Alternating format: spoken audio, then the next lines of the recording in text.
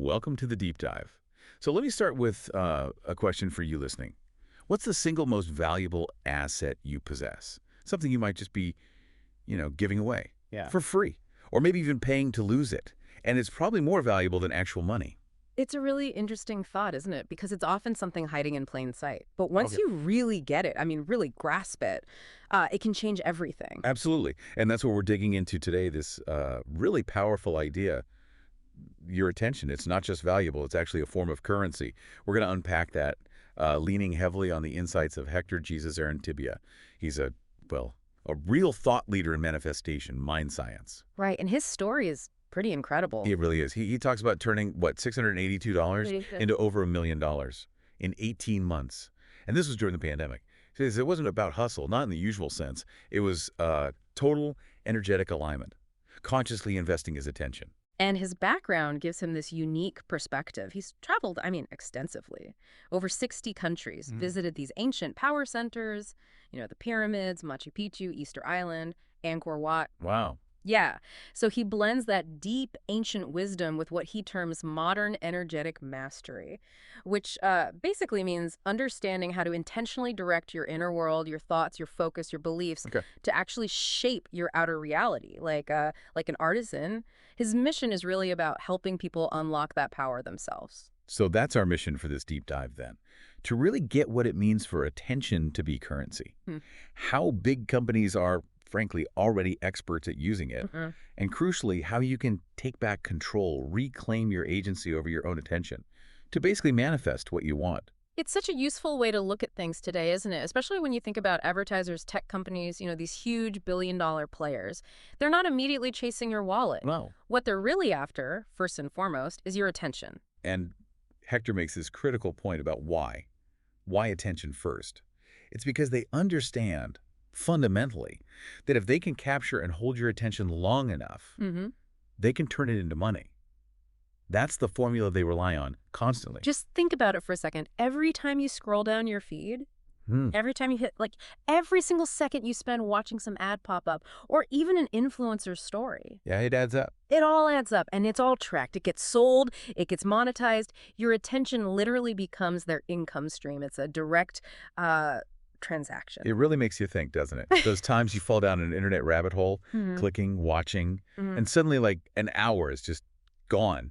Poof. Happens to everyone. Yeah, and it's so easy to feel cynical about that, to blame the system, the algorithms. But here's the twist that Arencibia brings, which I find fascinating. He says the system itself isn't necessarily the problem if you reclaim your own agency within it. Exactly. That's the key. The power isn't about logging off forever. It's about realizing you are the one choosing where your attention flows. It's not passive. It shouldn't be passive. It's an active decision, moment by moment. Okay, so it's about conscious choice. Absolutely. Hector sometimes suggests doing an attention audit, maybe just for 15 minutes a day. You consciously note down exactly where your focus is going. You'd be amazed how quickly you spot the leaks, the places it's just draining away. That's a really practical idea. I like that. So what happens then when you do make that conscious choice, when you decide where to stream your attention?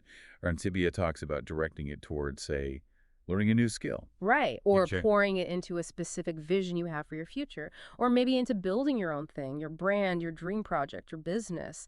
It's treating focus like fuel, like valuable energy. So it's not just about avoiding distraction. It's about deliberate investment. Precisely. When you consciously invest your attention, treat it as the sacred energy he believes it is. You're not just, vaguely hoping for wealth. You are actively directing the current of your life force. It's about being intentional with that flow. Okay, let's break that down a bit more. How does that actually translate attention into results? This brings us to what he calls the attention loop. Can you explain that? Yeah, it's a core concept for him. The idea is quite straightforward but powerful. The more genuine, focused attention you give to something, the more energy that thing accumulates. And critically, the more energy and results it then gives back to you. It's a cycle, a loop. Ah, okay. So that explains why you see really successful people sometimes seem almost obsessive about vision boards or their morning routine. Exactly. Or having these incredibly specific, focused intentions they review daily.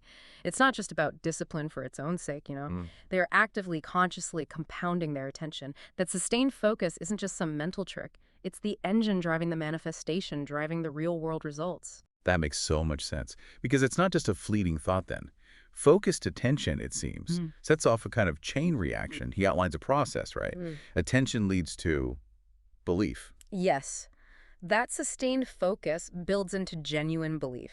You start to truly believe that the thing you're focusing on is possible, is real for you. And that deep belief starts to shift your identity. You begin to see yourself as the person who achieves or has that thing. Right, so you start acting like it. Precisely. The new identity naturally drives action. Consistent, aligned action that moves you towards the goal. It feels more natural, less forced. And then inevitably, all of that culminates in the tangible outcome, the result you were aiming for. And that outcome, Yeah. that's the payoff. That's the return on your initial attention investment. Exactly, it pays. Which brings us to this new mantra he offers, which really distills it all. Yeah, what is it? My attention is income. Where I stream it, I harvest returns. My attention is income. Where I stream it, I harvest returns. Whoa. It's not just a nice affirmation, right? It's like an operating principle, a blueprint.